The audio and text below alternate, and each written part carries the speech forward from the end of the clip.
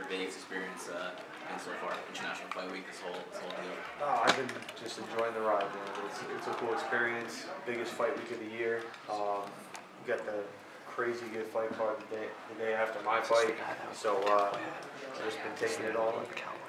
Did being on the show with Stipe and DC maybe help you with some predictions for that fight on Saturday night? Any idea who's going to take it? It's such a good fight. I mean, it could go either way.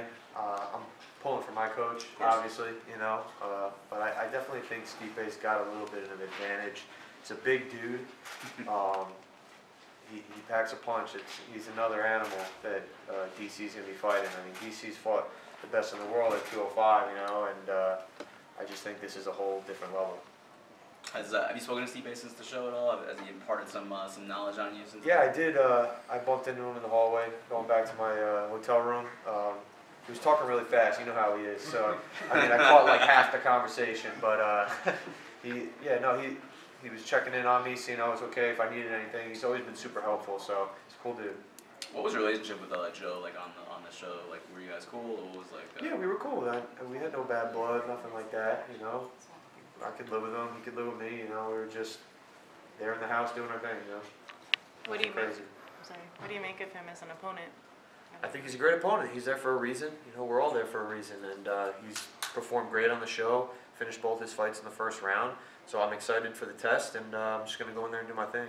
When you're watching somebody like that, you know, over a long period of time, like how much are you able to really pick apart and analyze what they do in their game, or do you think that would even be part of what he brings to the table in this fight? Honestly, you know, I don't really watch too much film, to be honest. I might watch a little bit of clips here and there, but I really focus on what I'm going to do, and I try and enforce my game so they have to worry about what I'm doing, not vice versa.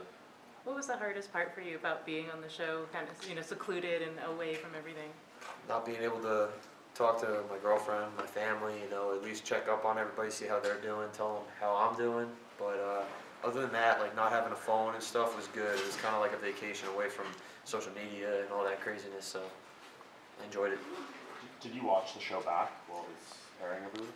Yeah, no, I watched the whole thing, and it was really cool. You know, they did leave out a lot of stuff. You know, there was a lot of things that the cameras didn't put on there that you guys didn't see. But, say it again? Like what? Just like little things. Like I would cook a lot for the house. You know, after some of the guys on my team would weigh in, you know, they'd ask me to make them something, like make a big baked ziti or lasagna, some brownies. You know, I would make tons of stuff. People kept asking me in the house, like, oh, can you make me this after I weigh in? Can you make me this? And I was like a chef in the house, but they didn't show any of that. Any dramatic moments maybe we didn't catch? No, I mean, there was some drama here and there, but all the drama that was in the house, they showed. You know, there really wasn't much drama. Everyone was super professional. So we were all there for business, and we all knew that. So there's no reason to argue in the house and cause drama because we all were going to end up fighting anyway. So. You guys were in Brooklyn together. Was it weird doing media and not being able to tell people? I didn't even know he was coming, and I mean, yeah, it was kind of weird not being able to like say how everything went because I really wanted to just shout to the world like, yeah, I'm in the finale, like it's awesome, you know. But it was tough. But again, I don't get weirded out by being next to my opponent or any of that stuff. You know, I don't really get affected by trash talk. You know, we're gonna fight at some point anyways, lined up. You know, I just save it for the cage. Having now gone through it, did the experience meet up with your expectations beforehand going into it? Actually, no, I thought it was going to be a lot harder, like being away from everybody, and I was actually really surprised that there wasn't as many pranks as there was in like past seasons. So I was really happy with the fact that everyone was very respectful of everyone's space. You know, no one messed with anyone's stuff. You know, their food. Everyone was really good that way. So that was like a sigh of relief. Having come out the other side, is that something you'd be willing to do again now, or is it a one-off and you never would? No, I mean, if they told me, yeah, you can have your phone, then maybe I'd do it again. But it's a one-time thing. It was a great experience. I would recommend it for anyone else who wanted to further in their career. But no, I'm one and done. do you get why people don't like it? Because like when Nate Diaz won, he said like I don't recommend this to anybody. I don't know. I guess everyone. You know, it affects everyone differently, you know.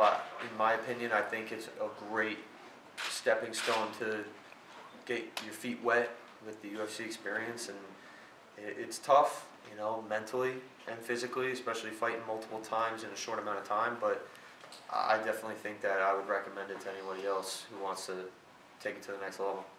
Kind of getting thrown into the deep end and just being around cameras all the time and all that. Does that prepare you at all for sort of the step you're taking now? Yeah, I mean, we were being filmed 24 hours a day, 7 days a week. So at first it was weird having the cameras around all the time, but you know, eventually we got used to it, and it was kind of like second nature. Eventually, you know. You guys ended up being the second to last Ultimate Fighter ever if the show doesn't come back. How would you feel about that? Would you be sad to see it go? Yeah, I'd be kind of sad. I like watching the shows here and there. I mean, I haven't really watched too many of them. Most of the ones where I had former teammates on, you know, so, but I mean, I think the Contender Series is a lot easier of an approach to get into the UFC, in my opinion. You don't have to fight 2-3 times, you know, so. Cut weight 2-3 times. Yeah, exactly. So I definitely think that the Contender Series is a better approach for getting new talent into the UFC than being gone for 6 weeks and that whole process. You know, it's a long process. It takes a toll, but I mean, again, if they continue to do it, I would still recommend it. So.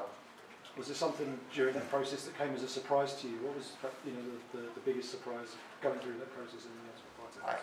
The biggest surprise was how respectful everybody was. You know, I thought there was going to be pranks. You know, you've seen in past seasons how crazy it got in the house. So, I mean, I was fully prepared to, like, be super guarded with all my stuff, like, watching my back. But everything was really cool and easy. So, that was a shock to me.